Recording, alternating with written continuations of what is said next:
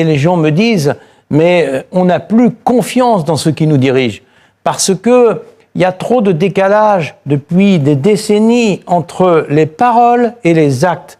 Les citoyens entendent des paroles, mais ne voient rien venir. Le 20 février 2026, sur l'invité diffusé par TV5 Monde, Pierre de Villiers prend la parole. Et ce qu'il va dire risque de vous faire voir le monde d'aujourd'hui très différemment. Dès les premières minutes de l'entretien, le ton est posé, grave, presque solennel. L'ancien chef d'état-major des armées ne cherche pas à rassurer. Au contraire, il alerte. Pour lui, le monde est entré dans une nouvelle ère, une ère de tension permanente, où les équilibres sont fragiles et où les conflits peuvent éclater à tout moment. Et ce qui frappe immédiatement, c'est sa lucidité. Il ne parle pas d'un futur lointain, il parle d'aujourd'hui. Selon Pierre de Villiers, nous assistons à un basculement historique. Les grandes puissances se réarment, les rapports de force reviennent au centre du jeu, et les règles qui structuraient l'ordre mondial depuis des décennies sont en train de s'effondrer. Il insiste sur un point essentiel. La paix n'est jamais acquise. Elle se construit, elle se protège, et surtout, elle se défend. Mais alors que faut-il faire? C'est là que son discours devient encore plus percutant. Il appelle à une prise de conscience collective. Pour lui, la France, et plus largement l'Europe, doit retrouver une véritable puissance stratégique. Pas seulement militaire, mais aussi politique et industrielle. Car dans le monde actuel, explique-t-il, ceux qui ne sont pas forts deviennent dépendants, et ceux qui sont dépendants perdent leur liberté. Au fil de l'interview, une idée revient comme un fil rouge. La paix passe par la force. Une phrase qui peut sembler dure, mais qu'il assume pleinement. Pour Pierre de Villiers, être prêt à se défendre est la seule façon d'éviter les conflits. C'est un message qui va à contre-courant de certaines idées reçues, mais qui, selon lui, correspond à la réalité du terrain. Et ce n'est pas tout. Il met également en garde contre une forme d'aveuglement des sociétés occidentales. Et là, le climat en France fait que les mots que vous pouvez porter, vous, l'ancien chef d'état-major des armées, sont d'autant plus attendus. Vous publiez pour le succès des armes de la France chez Fayard, on va en parler dans quelques instants, la situation avec l'affaire Quentin en France vous fait dire que peut-être un jour, il y a un risque d'embrasement en France. La tension est telle. Bonjour monsieur. Écoutez, j'ai écrit ce livre parce que je voyais bien les grandes lignes de fracture extérieures et intérieures. J'avais déjà écrit Servir, ce livre en 2017 après ma démission, qui était l'annonce de tout ce qui malheureusement est en train de se passer. Fracture à l'intérieur et grosse tension avec tout un tas de phénomènes qui contribuent à inquiéter nos concitoyens. Insécurité grandissante avec la délinquance, la drogue qui se mondialise avec le narcotrafic, le terrorisme islamiste radical, et puis l'ultra-gauche, on le voit avec l'affaire Quentin.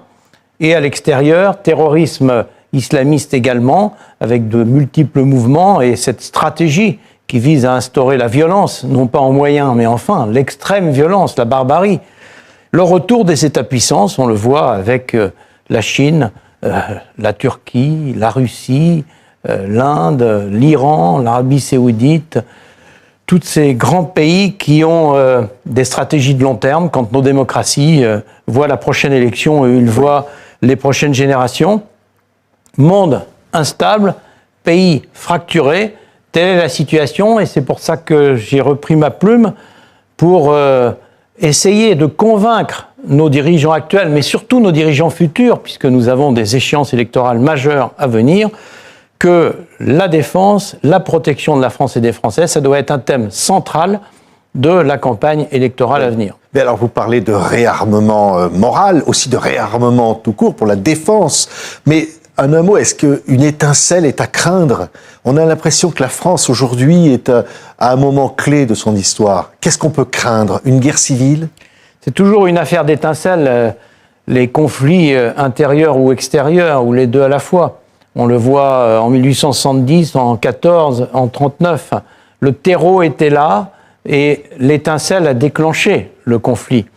Et la France est un pays qui a du mal à se réformer dans la transition On se réforme souvent par rupture, par guerre, par révolution. Et ce que je crains, c'est que la situation actuelle, ce terreau, n'amène cette forme de rupture. Parce que rupture, ça veut dire qu'il y a des morts, et de nombreux morts, que ce soit par une attaque extérieure ou par une déliquescence intérieure. Oui, rupture, pour ne pas dire guerre. Mais rupture qui nécessairement entraîne des combats et des morts, forcément. Alors j'espère qu'on va éviter cette situation. C'est pour ça que j'ai écrit ce livre.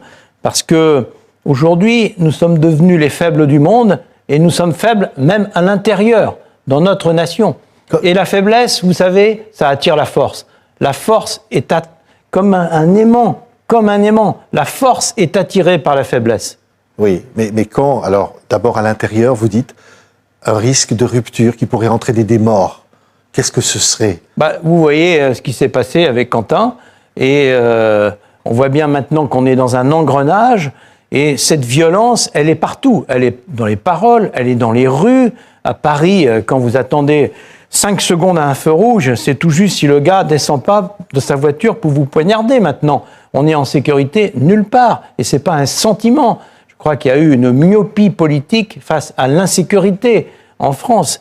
Et cette montée de la violence, elle est terrible.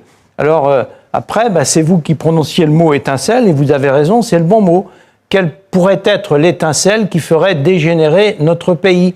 Mais j'en parle dans mon livre parce que je crois qu'il faut réfléchir à tous les scénarios, surtout les scénarios les pires, parce qu'il faut les préparer avant de les subir. Oui, l'élection présidentielle, vous l'avez cité, mon général, elle peut apporter des réponses à ça, ou est-ce que le politique est définitivement disqualifié, au fond ? Écoutez, aujourd'hui, le moins qu'on puisse dire, c'est que la confiance n'existe plus entre les citoyens et ceux qui dirigent.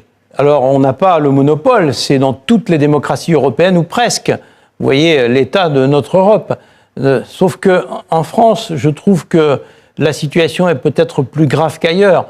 Cette défiance, elle est partout. Aujourd'hui, on poignarde dans les lieux de culte, on poignarde même dans les lieux de juridiction. Trop de confort, trop d'illusions, pas assez de préparation face aux menaces réelles. Il appelle à plus de lucidité, plus de responsabilité et surtout à un réveil collectif avant qu'il ne soit trop tard. Ce qui rend cette interview particulièrement marquante, ce n'est pas seulement le fond, c'est aussi la manière. Calme, posé, mais déterminé, Pierre de Villiers ne cherche pas à faire le buzz.